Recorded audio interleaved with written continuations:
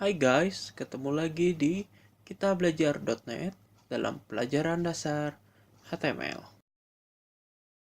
Sebelum kita mulai belajar hal yang spesifik tentang HTML, saya ingin menjelaskan betapa pentingnya HTML dan mengapa itu sangat penting untuk web design.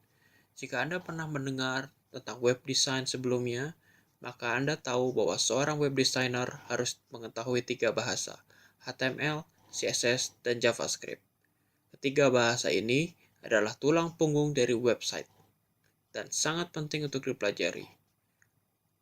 Tetapi, jika Anda bertanya kepada saya, bahasa mana yang paling penting untuk dipelajari, saya berkata HTML.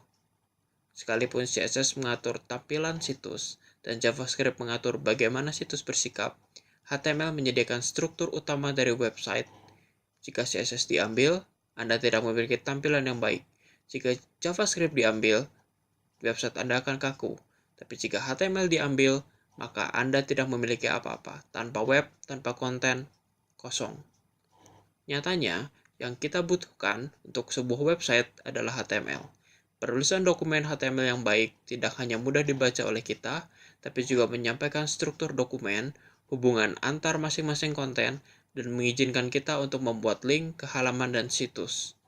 HTML dapat melakukan ini semua karena HTML adalah markup language. Itu artinya HTML digunakan untuk memarkup konten, untuk menjelaskan apa maksud dari konten tersebut dan bagaimana hal itu terkait dengan konten yang lain di website kita. Itulah gunanya teks secara spesifik untuk memisahkan tipe konten.